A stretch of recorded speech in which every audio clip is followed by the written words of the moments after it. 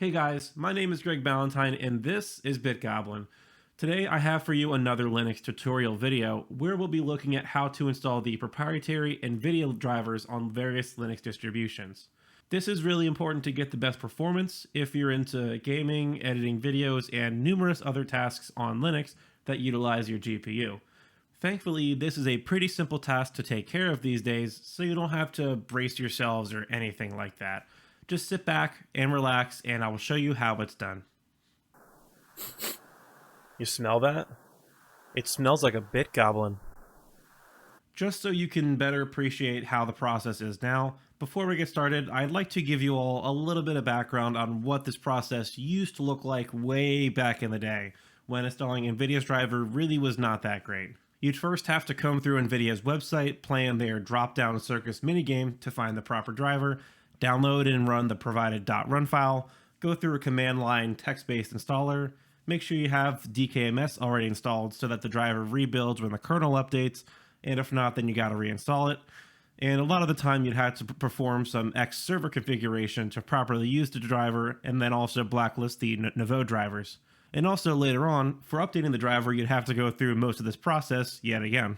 Really, it's not a hard process, it's just kind of tedious and kind of gross, and obviously having a proper method for automatically installing and updating the driver makes it a lot easier to maintain it. Nowadays, thankfully most popular distributions make it rather easy to install it on. Most of them provide the drivers in packages provided in either their own or a third-party repository, making it really easy to install and update it. And they also take care of a lot of the system configuration changes that are needed to make use of the driver. Thus, today we're going to take a look at how to install the driver on Ubuntu, Fedora, and Arch, which are three popular distributions for gaming on Linux. I've marked out the timestamps for each OS down below, and feel free to skip around to the section that you need if you don't want to watch the whole video. It's cool, I won't judge, I promise. Or just watch the whole video, I'd really appreciate that. Starting off, let's go over Ubuntu. The system that I have right here is an Ubuntu 2104 virtual machine running under KVM/KMO, and it actually does not have an NVIDIA GPU installed, but the driver installation still works just the same. I mention this because the graphical performance on this VM is actually pretty bad, and you'll see it lag quite a bit. I'm not sure why that is, since the other virtual machines seem to do just fine even with GNOME, so you'll just have to bear with me a little bit here. There are a couple ways to do this here using the GUI and the terminal. So let's just start with the terminal way. Basically, you just need to open up a terminal. Let's just full screen this so it's nice and easy to see. So basically, it's just an apt install command to install the package. But what we can do first, though, is do an apt search for NVIDIA-driver. Man, that's really trippy to type on. But so let's just scroll up a little bit. Past it. And what we can see here is that we have a bunch of packages like NVIDIA-driver-455, -460, -465, etc. What we're going to do here is just install the latest version of that driver, which will be NVIDIA-driver-470. So now that we know which one we're going to install, let's just do a sudo apt install NVIDIA-driver-470. Hit enter, type in your password when you're prompted for it. Hit yes, it's going to install a bunch of different stuff. Yeah, this can take a little while to install. I'm already a few minutes in here, so just be prepared. Especially if you have like a hard drive, this can take ages. All right, now that we're done here, all we have to do is just reboot the machine. Okay, I guess not. All right, let's just try this way then. Sudo reboot. And once the machine has rebooted, you should be ready to rock. Alright, now as for the GUI way of doing things, you just need to go to Activities and search for Software and Updates. Once you open up that window, go to the Additional Drivers tab. And then nothing's going to pop up here because I don't have any hardware that requires proprietary drivers. But you'll have something that looks something sort of like this that I'm going to put out on the screen.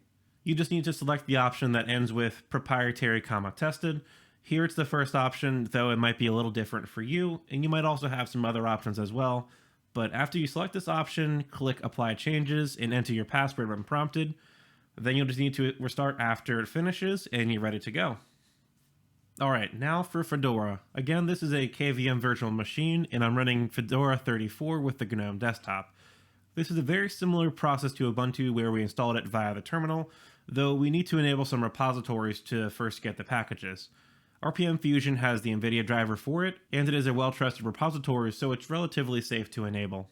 What we need to do here is open up a web browser, go to https://rpmfusion.org/configuration with a capital C, and then scroll down to the section where you install via the command line using RPM. What you need to do here is copy the command for your version of Fedora. We're just using the regular version, so we're just going to copy this first one. Copy that command, open up a terminal, paste it in here, type in your password when prompted, hit yes, and now RPM Fusion is enabled, both the non-free and free versions of it. Once that's done, you next need to just run a DNF install with the driver name. So here we're going to do sudo DNF install and then akmod-NVIDIA. What you can also do if you want CUDA support, you can also add xorg-x11-drv-nvidia-CUDA. It's a long package name, I know, but if you need CUDA support, you need to add that to it. Hit enter, enter your password if you're prompted for it, just like a usual package install. Hit yes when it comes up, and then it'll install the driver. All right. Just like with Ubuntu, after it's done installing, you just need to reboot, and you should be good to go. Good old Arch. How I miss running V as a daily driver. Anyways, installing the NVIDIA graphics driver over on Arch Linux is actually a lot easier. All you gotta do is open up a terminal. So we'll do that here. And just for the record, this is Arch Linux that's currently up to date as of August 21st, 2021, running the Mate desktop. Ooh, we don't have a terminal installed. What are we gonna do? Be right back. I kind of derped and forgot to install the extra Mate packages for terminal and all the other fun stuff. Fixing that now. All right, there we go. Mate terminal's there.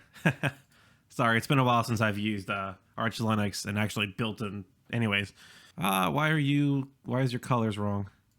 Disregard all the extra stuff I've done. Anyways, so the process is actually really simple for Arch Linux. All you gotta do is open up a terminal and then run sudo pacman -S NVIDIA. Type in your password. Oh, look at that, NVIDIA right there.